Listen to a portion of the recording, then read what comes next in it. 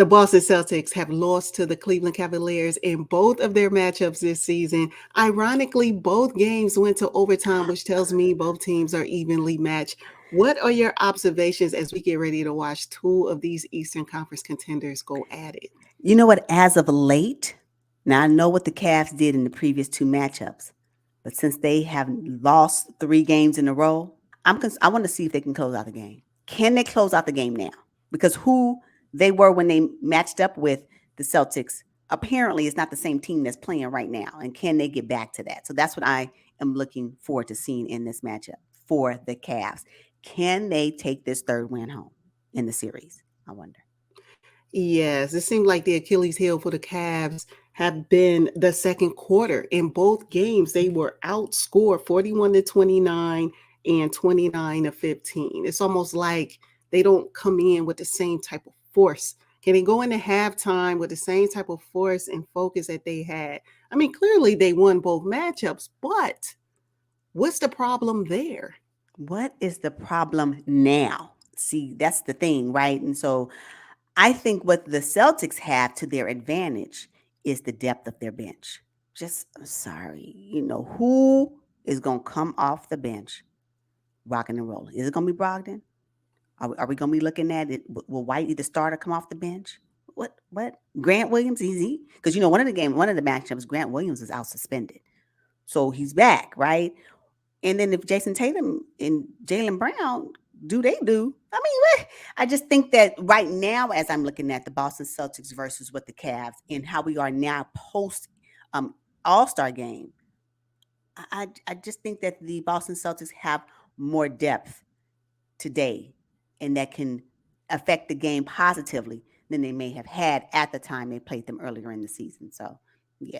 Okay, and it was very early. Their first matchup was in October, Exactly. and their second matchup was in November. So much time has passed. In Exactly. fact, in the first game, Karis LeVert went off. I mean, Sure did. he scored 41 points. He had 3 steals to chip in 11 points to seal the fate of the Celtics. Mm-hmm. Can we get yet a Karis LeVert sighting? Now, granted, he was subbing in for Darius Garland, who was Yes. out with his eye laceration. But in game two, Jason and Jalen, they took off, right? 32 points each, 19 turnovers as a team. And I think that was a determining factor Right, in right. game two's loss. And also the Cavs did have Love come off, the bench to do a little something. They don't have him anymore. So, what does that look like for them? I'm just concerned about the Cavs' depth at this stage of the season as we move to the end of the season and into the playoffs. That's concern for me. The funny thing is Jaylen Brown complimented the Cleveland Cavaliers and said, hey, those guys over there, they are hungry. You have to be focused and ready to play against them.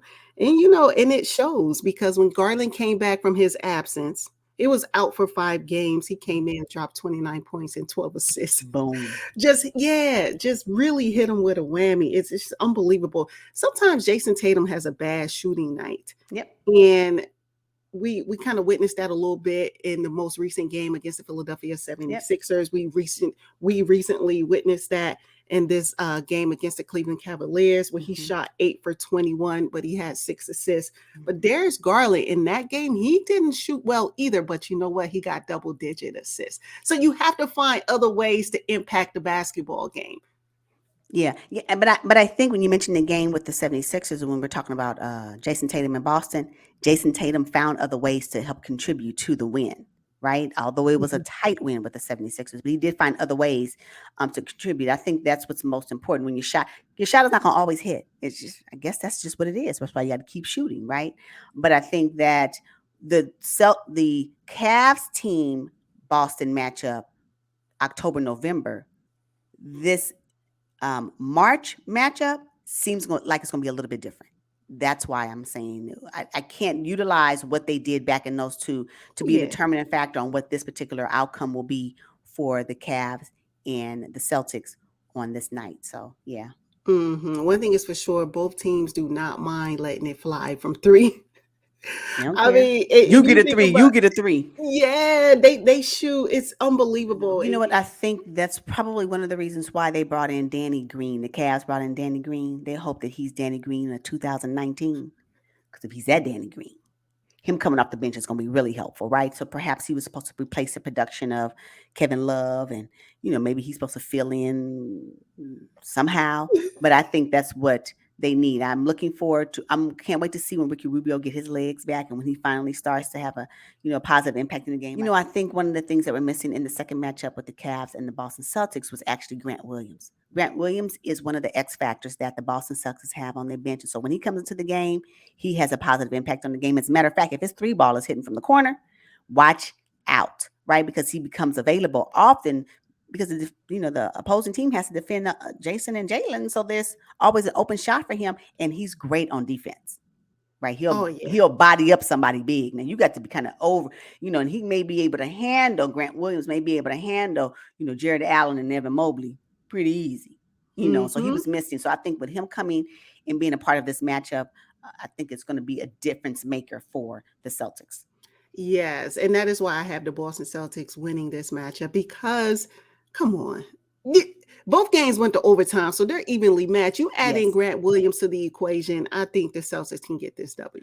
And not only that, not only Grant Williams, but also Robert Williams III. Yeah, Excuse me, he wasn't playing either. So, when you have him down there being bodied and embodying against Jared Allen, what are we talking about? Yeah. So I think that we will see a different Boston Celtics play the Cavs this time than we saw in the previous two matchups. And I also have the Boston Celtics winning this particular matchup.